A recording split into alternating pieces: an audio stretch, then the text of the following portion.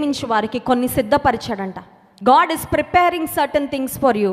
కానీ అవి నీ కంటికి కనబడట్లేదని జరగట్లేదు అనకు. మనకి కొన్నిసార్లు కనబడితే మనకు కనబడాలి, వినబడాలి, అవసరమైతే వాసన కూడా. అమ్మ నేను చేస్తున్నానులే బిర్యానీ అంటే ఏది కిచెన్లోకి వెళ్ళి ఎతుకుతారు.